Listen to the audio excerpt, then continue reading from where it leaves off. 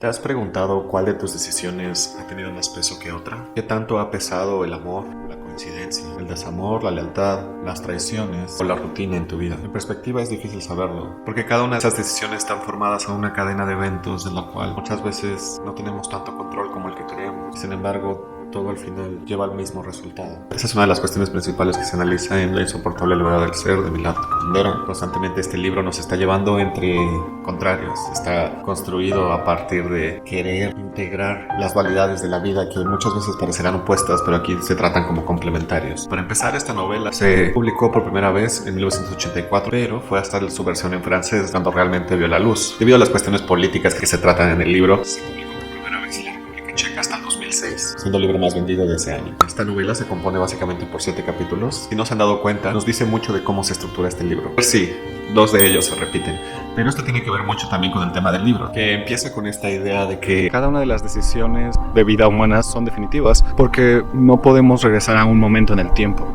Entonces, el impacto de cada una de nuestras decisiones realmente tiene una profundidad más allá de la que podemos observar. Nunca sabemos cuál decisión es mejor que otra. Al final deseamos lo mejor, pero la vida tiene su propio azar. Es ahí donde también entra otra idea principal de la novela, el eterno retorno, que es la cuestión de regresar constantemente a un evento del cual somos conscientes que ya vivimos. Por definición, esto es algo que no puede pasar dentro de la vida humana, pero es a partir de las ficciones que podemos tener un acercamiento a este concepto de volver a regresar. Es lo que hace la novela constantemente y lo que hace que su estructura sea tan particular, que el hecho de que estemos repasando la vida de los personajes desde distintas perspectivas realmente afecta en cómo experimentamos la novela. Con esta idea conocemos al primer personaje, que se llama Tomás. También comparte esta ideología de que no podemos medir cuál es la mejor decisión en la vida, y es por eso que él vive una vida más ligera, una vida llena de libertades. A él lo conocemos como un médico en Praga que es muy exitoso y además es mujeriego. Curiosamente, en este libro, la libertad o la ligereza va muy atada al cuerpo y a rendirse a sus placeres. A partir de este descubrimiento corporal, Tomás encuentra su significado, y en esta manera se intenta darle sentido a su carácter mujeriego. Realmente Kundera usa a veces a sus personajes como una especie de lienzo filosófico en el cual él empieza a probar estas ideas, poniendo en encuentros simultáneos a varios personajes con vistas opuestas y a veces vistas que concuerdan. Y hay veces que ni siquiera se conocen, pero estas vistas se complementan para el lector. Es como si Kundera tratara de rebasar esta limitante de la vida humana a través de su literatura, enseñándonos las perspectivas de ambas cosas y tratando de encontrar las razones y las causas de los dos. Es justo como estas dos ideologías se atan, tanto la ligereza como el estilo de vida de Tomás, el cual no podría decirse frustrado, pero sí alterado una vez que conoce a Teresa. Y cuando conoce a Teresa, vemos esta oposición de la filosofía del personaje de Tomás, porque Teresa, al contrario de él, vive en el peso, en estas cuestiones que tienen más trascendencia que solo lo corpóreo. Teresa entra en la historia de Tomás con imágenes que van muy en opuesto a lo que es Tomás. Ella llega por primera vez a la casa de Tomás con una maleta muy fuerte. También la vemos con el libro de Ana Karenina. Tiene una dependencia más fuerte de la relación que Tomás, lo cual hace que para él su filosofía de la libertad y de que se tiene que vivir en ligereza sea truncada. Pero es a partir de estos dos personajes opuestos, su relación, constantes interacciones entre lo que consideran contrario pero a la vez complementario, lo que va a estar pintando toda la novela. Otro de los personajes muy importantes es Sabina.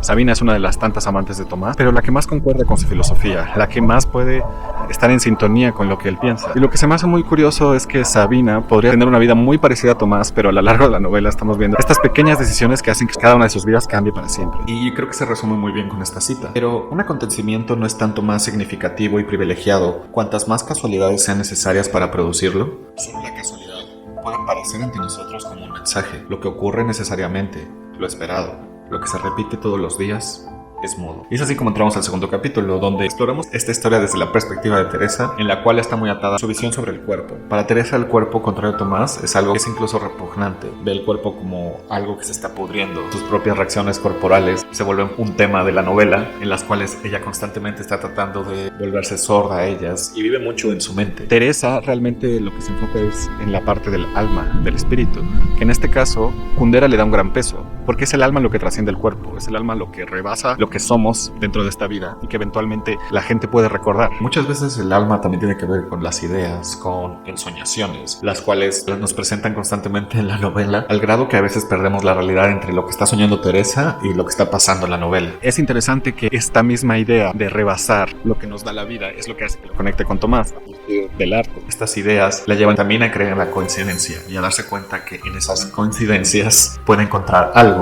y es así como encuentra a Tomás. Y justamente aprendemos que ellos se conocen a partir de 6 coincidencias. En una situación muy peculiar, lo encuentra mientras ella es una mesera en un restaurante muy concurrido, pero puede distinguir a Tomás gracias a que está leyendo, y es en ese momento en el que ella se da cuenta de la canción que está tocando de fondo, que es una composición de Beethoven. Nuestra vida cotidiana es bombardeada por casualidades, más exactamente por encuentros casuales de personas y acontecimientos a los que se llama coincidencias.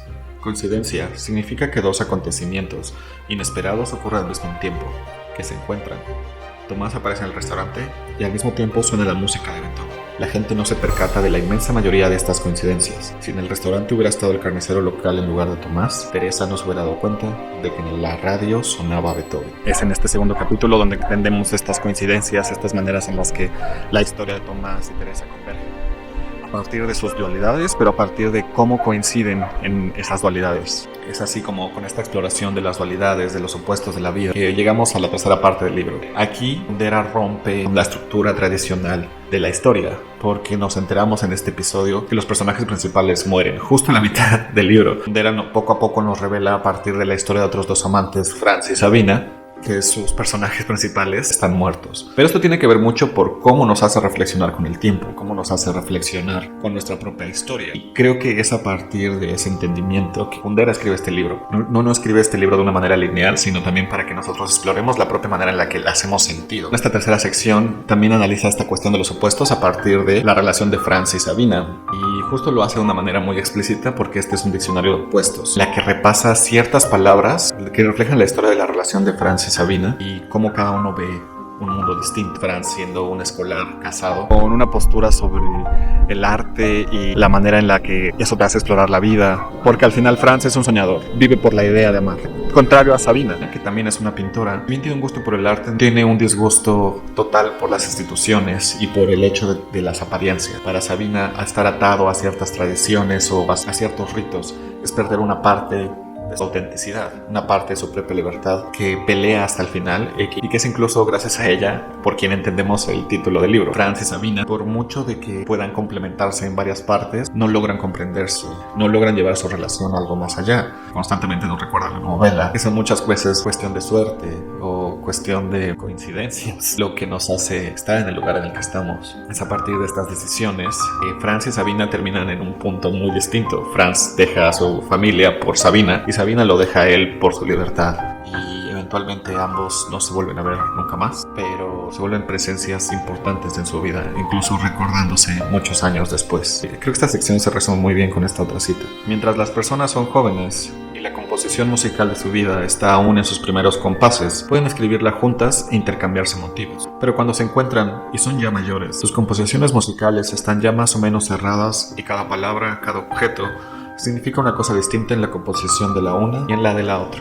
También la novela está como recogiendo este motivo constante. Las composiciones musicales, como muchas veces los instrumentos que pueden tener sonidos opuestos, realmente hacen esta armonía y terminan formando la composición de nuestras vidas. En la primera parte del libro la vemos en Tomás y Teresa, en la historia de Franz y Sabina la vemos en la propia imposibilidad de su relación. En el cuarto capítulo particularmente nos metemos mucho en la cabeza de Teresa y la angustia que es vivir con Tomás, y incluso ella en este capítulo intenta hacer lo que hace Tomás y buscarse a un amante, lo cual se vuelve una experiencia traumática para ella más que satisfactoria. Y es aquí donde realmente no podemos entender mucho las diferencias entre lo que está soñando Teresa y lo que está pasando en la vida real, por la propia angustia de Teresa y de su propia incertidumbre. Y esta parte trágica de su amor, que es estar enlazada constantemente por Tomás y tener significado por él, pero sin embargo no poder escapar de eso. Sus miedos se ven reflejados y sus miedos tienen que ver mucho con la manera en la que ella entiende el comportamiento de Tomás, pero también de cómo ella se va entendiendo en su lugar del mundo, cómo ella quiere encontrar dentro de su propia tristeza y melancolía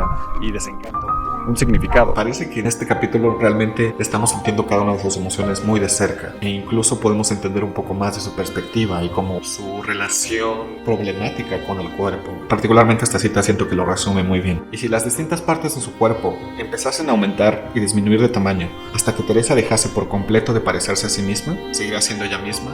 ¿Seguirá siendo Teresa? Claro, aunque Teresa no se pareciese en nada a Teresa, su alma, dentro, seguiría siendo la misma. Y lo único que ocurriría es que observaría con asombro lo que le pasaba al cuerpo. ¿Qué somos? ¿Somos nuestro cuerpo? ¿Somos las cosas que vivimos en carne? ¿O las ideas que nos trascienden? Las ideas que parecen permanecer, que nosotros ya no estemos aquí. Luego llegamos al quinto capítulo, también se llama La levedad y el peso. Poco a poco aquí vemos justamente las decisiones que llevaron a Tomás a vivir la vida que vivió, desde ciertas posturas políticas hasta el hecho de conocer a su hijo. Nos vamos dando cuenta que Tomás es un hombre que, a pesar de su filosofía, también va dándole peso a ciertas decisiones que moldean más su historia de vida que otras. Es en esta parte del libro donde él decide realmente quedarse con Teresa a pesar de todo, renunciar a su vida de mujeriego y comenzar una nueva vida en el campo con Teresa, que sabemos desde la mitad del libro que será su último capítulo juntos, pero que de alguna extraña manera tenemos un entendimiento mayor de cómo es que Tomás y Teresa terminan juntos. En el sexto capítulo de La Gran Marcha se trata sobre este capítulo de la vida real donde Médicos Sin Fronteras fueron a la frontera de Camboya a ayudar a los afectados por la guerra. Es a partir de Franz que conocemos este evento y Franz realmente va a la marcha porque piensa que es algo que Sabina quisiera. En la marcha conocemos a varias personas que tienen filosofías muy opuestas y sin embargo están todas en la misma marcha. Creo que es una manera en la que Kundera trata de ponernos eventos de la realidad para que analicemos cómo también hay muchas falsificaciones del sentido. Es como si Kundera tratara de, a partir de su historia, constantemente regresarnos entre ficción y realidad, que utilicemos cada una de las maneras en las que nos relacionamos con ambas para entender a la otra. Es nuestra propia perspectiva individual la que moldea lo que hacemos, la que moldea nuestras perspectivas y nos lleva a hacer cosas. Me gusta mucho una cita en este episodio que dice esto: todos necesitamos que alguien nos mire. ¿Sería posible dividirnos en 4 categorías? Según el tipo de mirada bajo la cual queremos vivir. La primera categoría anhela la mirada de una cantidad infinita de ojos anónimos, o dicho de otro modo, la mirada del público. La segunda categoría la forman los que necesitan para vivir la mirada de muchos ojos conocidos. Luego está la tercera categoría, los que necesitan de la mirada de la persona amada. Y hay también una cuarta categoría, la más preciada, la de quienes viven bajo la mirada imaginaria de personas ausentes. Son los soñadores. Por ejemplo, Franz. El único motivo de su viaje hasta la frontera de Camboya fue Sabina. El autobús traquetea por la carretera tailandesa y él siente que su larga mirada se fija en él. ¿Cómo son las perspectivas las que realmente moldean nuestro significado de lo que es real, de lo que tiene sentido, de lo que pesa al final de nuestra historia de vida? Porque al final todos nos estamos contando una historia. Cada quien tiene su propia narrativa en la cabeza y es lo que nos trata de explicar el libro constantemente. Y el último episodio es particularmente el episodio que más me afectó, que se llama La sonrisa de Karenin, donde hablan sobre la mascota de Teresa, Karenin, una perrita que vimos desde el primer episodio, pero que en el último episodio tiene su propio capítulo. Y es el capítulo donde ella se enferma y muere de cáncer, pero no sin antes repasar la importancia que ella tuvo y el significado que ella tuvo en la vida de Tomás y Teresa, y cómo parece que es el ser que al final los une eternamente, porque a la hora de morir ambos se acuestan junto con ella y se hacen compañía de la manera más cercana que han estado por mucho tiempo. Y también Kundera empieza a analizar si no es ese tipo de amor el amor perfecto. Una compañía que siempre está contigo a pesar de cualquiera de las decisiones que toma, que no pide nada.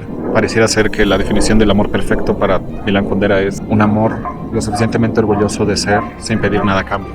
En esa nota llegamos a las últimas páginas de la novela, donde vemos los últimos momentos de vida de Tomás y Teresa, donde parece ser que Kundera quiere terminar en una nota positiva, porque a pesar de que sabemos que probablemente dentro de poco tengan el accidente que los mata, vemos este último día donde van de fiesta, pasan la noche en un hotel y duermen juntos, y son felices. Tomás finalmente le admite a Teresa que lo que él hacía no tenía sentido, no tenía tanto valor como el hecho de estar con ella. Finalmente, antes de terminar el libro, tenemos una imagen donde ellos duermen juntos, donde ellos finalmente pueden estar en paz y Teresa logra tener finalmente una paz tanto mental como física. Es interesante que Kundera termine en esta nota. También parece que este libro al terminar que sonriamos y que no dejemos ir las partes que también hicieron sentir alegría. Y también eso me hizo pensar en un experimento. Si arrojas dos objetos al vacío, uno de ellos más pesado que el otro, en teoría pensaríamos que el más ligero cae después. El más ligero tiene más oportunidad de balancearse en el aire y evitar su caída. En realidad, si medimos su velocidad en el vacío, ambos caen exactamente al mismo tiempo. Si bien no podemos saber el peso ni el significado de cada una de nuestras decisiones, todas están ligadas por el cambio. Son esos momentos los que al final forman nuestra historia,